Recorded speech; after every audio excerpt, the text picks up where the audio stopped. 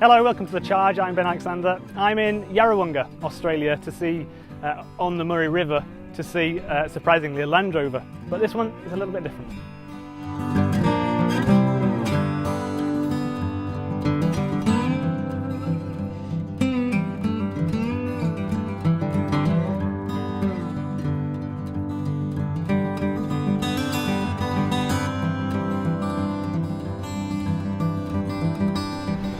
I think it's a great conversion. I love it. It's brilliant. Yeah, well, that's actually more fun to drive.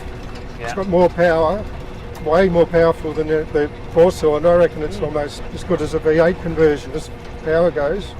Yeah. But it's better. You don't have to pay for petrol. Yeah, exactly. And it doesn't stink either. Like that's one of the things I didn't like about driving before was the petrol fumes used to come in, exhaust fumes. Yeah. Would get sucked into the cabin as you go along. Yeah. The original petrol motor has 81 horsepower, and the electric motor has 88 horsepower. I'm not sure of the exact torque figures. I know the electric motor has less torque, but the electric motor has maximum torque almost from 0 RPM. So to get parts for this, how hard is it to get them? For the Land Rover? For this, yeah. Well, all the mechanicals are pretty much the same as the civilian Land Rovers that were in Australia, so it's still fairly easy to get parts. There's a couple of British off-road importers. You can always import parts from England, but the body panels are really, you just can't get the body parts here. Yeah. So I don't really plan on crashing it anyway. Best not to. No, exactly. I think, yeah. Had to work out a lot of stuff myself too, like the panel that the battery monitoring system screen is mounted on. I made that panel because I didn't want to cut up the original panel. Yeah. And that all the other switches on there with the screen are all entirely related to the conversion. So I've got a blower switch, which is a fan forces clean air into the motor, a coolant pump, so I've made a liquid cooling plate for the controller. The eco mode just limits the power to probably 60%, and a 12-volt heater element, because we've got no hot water from the internal combustion motor, so I need the heater for the demister. So off we go. So pulling way forth. Oh, I like it done.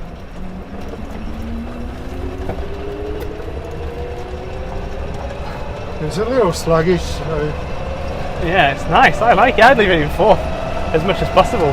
It's probably about the same pulling off in fourth as going through the gears in the petrol motor. Right. So when you overtook me earlier, what was that? Third or fourth gear? I was in third. I mean, that was quick. I thought that was pretty nippy. That's modern car quick. Yeah. And there's a car behind us, another 4x4, and I think they're a bit confused as to why we're not smelling so much. Yeah, I guess. Yeah. This feels brilliant. It really does feel brilliant. So it's funny when you go down the main street and through the supermarket car park and there's people doing the things and this go past with no noise. You get some funny looks. I don't know if you get the looks because of the unusual vehicle or the lack of noise. But probably both.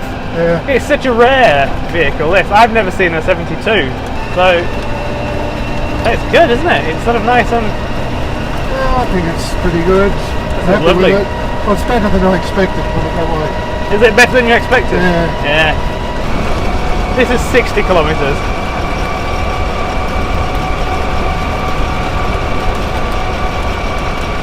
This is beautiful. I think this is quite comfortable. Can't believe this was 1972. Yeah, no. Beautiful. With this menu button here, you can get into tuning the pedal. Can you? Can you really? Yeah, you can make it as responsive as you like. Yeah. Have you tinkered with it? No, I haven't. I've just said how it is from the book. Okay. 80, 85 is a really good cruising speed. Yeah. But if you don't like the traffic, you can sit on 95 and they can put up with it. Yeah. happy enough that it's a nice smooth ride. It's beautiful. And I was going for the clutch, and I don't need to go for the clutch. Yeah, I know. Beautiful. And it takes you a while to get used that you don't have to put it in gear and you don't have to do the clutch. You just get in and go.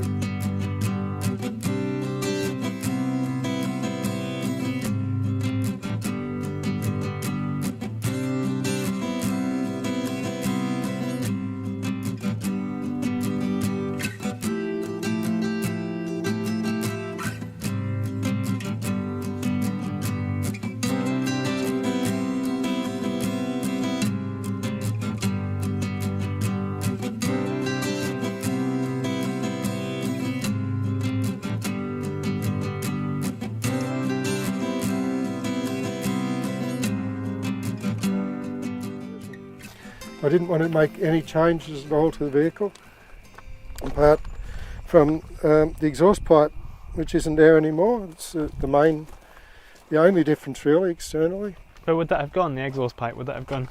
Oh, it's that bracket there. It comes out here, Yeah. and it's not the sort of thing anyone would really notice. But externally, there's no change at all. Yeah. The batteries are in boxes exactly the same size and shape as the original petrol tanks. I don't think even a Land Rover nut would notice.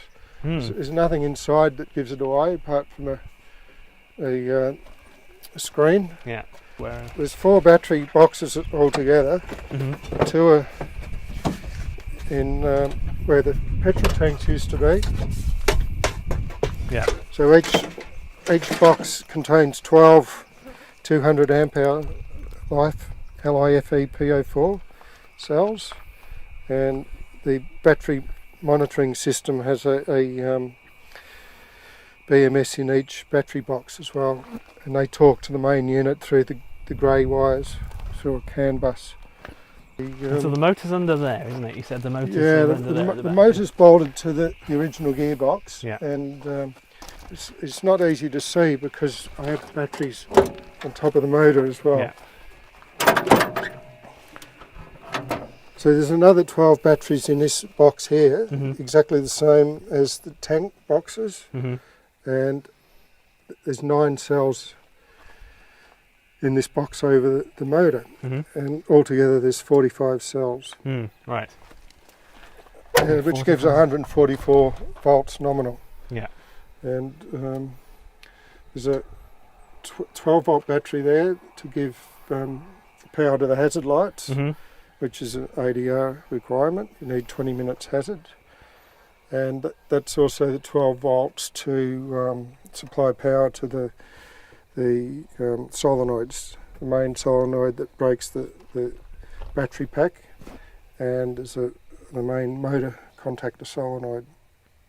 Again, there's another BMS system in this. The units in here, the 2 BMSs are for this box of 9 cells and a box of 12 underneath.